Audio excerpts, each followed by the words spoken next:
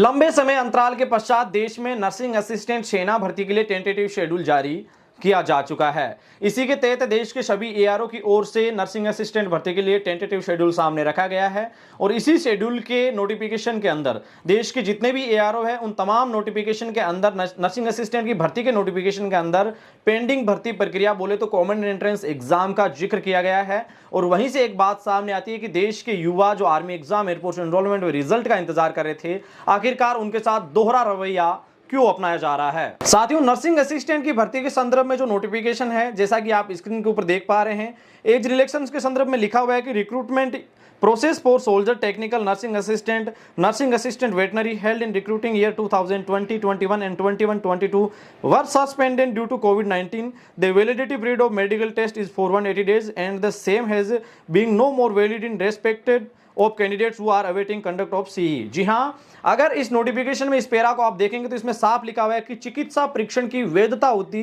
180 दिनों के लिए है और ये उन उम्मीदवारों के संदर्भ में मान्य नहीं है जो सीईए के आयोजन की प्रतीक्षा कर रहे हैं। बोले तो भर्ती वर्ष 2020-21 और 21-22 में आयोजित सैनिक तकनीकी नर्सिंग सहायक पशु चिकित्सा के लिए भर्ती प्रक्रिया को कोविड-19 के कारण निलंबित कर दिया गया है। साधारण भाषा में कहे तो यह कहा गया है कि जो भर्ती प्रक्रिया 180 दिन से अधिक हो गई है, जिस भर्ती प्रक्रिया को उस भर्ती प्रक्रिया को मान्य नहीं किया जाएगा और इसी आधार पे जो अभ्यर्थी एग्जाम का इंतजार कर रहे थे कोविड-19 के कारण, जिनकी भर्तियों को निलंबित कर दिया गया था, जो एग्जाम का इंतजार कर रहे थे, कॉमन एंट्रेंस एग्जाम का इंतजार कर रहे थे, उनके लिए 2 साल का एज रिलेक्शन देके नर्सिंग असिस्टेंट की भर्ती में 23 से 25 साल की जाती है और इसी के तहत युवा joinindianarmy.nic.in पे जाके आवेदन करें। साथियों, जो एएमसी की ओर से जो नोटिफिकेशन जारी किया गया था, इसमें इस बात का साफ तौर पे जिक्र है कि 180 दिन से अधिक जिस भर्ती प्रक्रिया को हो जाता है उस भर्ती प्रक्रिया को निलंबन की कैटेगरी में रखा गया है या फिर उनका चिकित्सा और मेडिकल परीक्षण या फिजिकल जो भी है वो दोबारा किया जाएगा।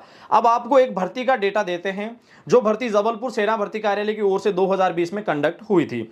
इस भर्ती में काफी ज्यादा एमपी के डिस्ट्रिक्ट थे, जिसमें मंडला, रीवा, दिंदोरी, बालाघाट, जबलपुर, सतना, शहडोल, उमराई, कटनी, अनूपपुर, नरसिंहपुर, सिंगरौली और सिद्धि, मतलब तकरीबन 10 के करीब जिलों की सेना रैली भर्ती 2020 में कंडक्ट होती है। इस रैली भर्ती के लिए फॉर्म स्टार्ट होते हैं 9 दिसंबर 2019 से 22 जनवरी 2020 तक इनके फॉर्म चलते हैं।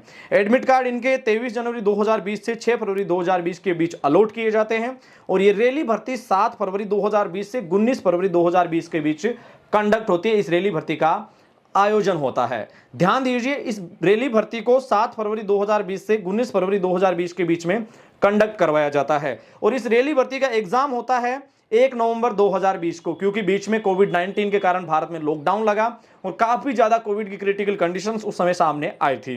अब आप इसमें देखेंगे तो फरवरी में जो भर्ती होती है, मान लो उसका मेडिकल मार्च तक चलता है, चलता नहीं है लेकिन हम मान के चलते हैं, और उस भर्ती का एग्जाम है वो 1 नवंबर को कंडक्ट होता है। एएमसी का नोटिफिकेशन तो ये कहता है कि जिस भर्ती प्रक्रिया को 180 दिन हो जाते हैं तो फिर चिकित्सा और शारीरिक परीक्षण वापस किए जाएंगे। तो इस भर्ती प्रक्रिया को फरवरी में कंडक्ट करवाया जाता है। मार्च तक मान लीजिए इसका एग्जाम मेडिकल क्राइटेरिया है वो कंप्लीट होते हैं, तो फिर मार्च के बाद अप्रैल, मई, जून, जुलाई, अगस्त, सितंबर, अक्टूबर, 7 महीने के बाद में 1 नवंबर 2020 को एग्जाम क्यों कंडक्ट करवाया जाता है? क्योंकि एएमसी के नोटिफिकेशन में तो इस बात का जिक्र है कि 180 दिन जिस भर्ती प्रक्रिया को हो जाते हैं उसके बाद चिकित्सा और शारीरिक परीक्षण दोबारा किए जाएंगे। स्क्रीन के ऊपर में आपको ये नहीं कि केवल जीडी टेक्निकल की भर्ती है, इस भर्ती के अंदर नर्सिंग असिस्टेंट के कई कैंडिडेट्स का सिलेक्शन हुआ है, जिसकी मेरिट लिस्ट भी आपने स्क्रीन के ऊपर जरूर देखी होगी। अब कैंडिडेट्स का सवाल यह है कि एएमसी की ओर से जो जारी नोटिफिकेशन के आधार पर चिकित्सा परीक्षण की वैधता अवधि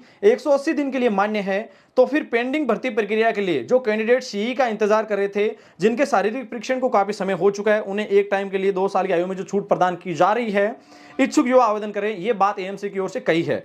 लेकिन जबलपुर सेना भर्ती कार्यालय की ओर से रैली भर्ती, जिसको 8 महीने से ज्यादा वक्त हो गया था, उसके बाद भी उनका एग्जाम 1 नवंबर 2020 को आखिरकार कैसे कंडक्ट हो गया था? कोविड उस समय काफी ज्यादा था, देश में लॉकडाउन की स्थिति भी थी। साथियों, इसी प्रकार आर्टिलरी सेंटर हैदराबाद में 15 जनवरी 2022 को भर्ती आयोजित होती है, जिनका मेडिकल 10 फरवरी 2022 को संपन्न होता है।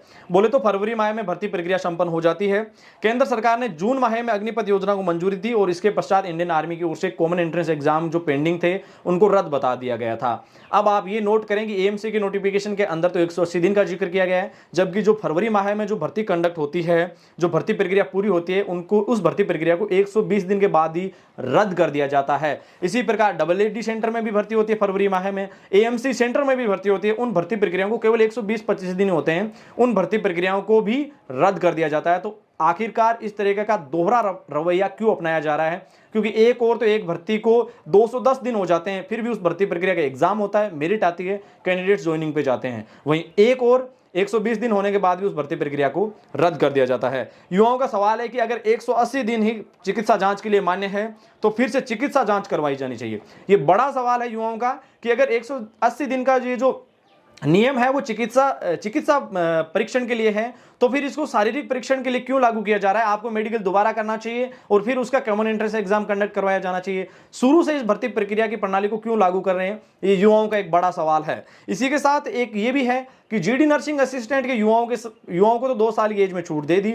नर्सिंग असिस्टेंट में तो 25 साल किया है, आने वाले समय में वो 23 साल तक रहेगी, जबकि जीडी, टेक्निकल, ट्रेडमैन, क्लर्क, इनमें आयु सीमा है वो 21 तक चली जाएगी। तो आखिरकार इस तरीके का दोहरा रवैया देश के युवाओं के साथ क्यों किया जा रहा है, क्यों अपनाया जा रहा है? साथ ही इसके बारे में आप क्या राय रखते हैं, आप हमें कमेंट सेक्शन के बारे में जरूर बताइएगा। साथ ही 180 दिन का जो जिक्र किया गया है उसके संदर्भ में आप अपनी जो भी समझ है वो मुझे कमेंट सेक्शन, इंस्टाग्राम हैंडल या अपने यूट्यूब चैनल के कमेंट सेक्शन के माध्यम से बता सकते हैं। फिलहाल के लिए चाहेंगे आपसे इजाजत। सेना भर्ती से जुड़ी ताजा सटीक विश्लेषण भरी जानकारी के लिए आप हमारे यूट्यूब चैनल, फेसबुक पेज व इंस्टाग्राम हैंडल के माध्यम से जरूर जुड़े। मिलेंगे फिर सेना भर्ती से जुड़ी ताजा अपडेट के साथ, तब तक के लिए जय हिंद, जय भारत, धन्यवाद।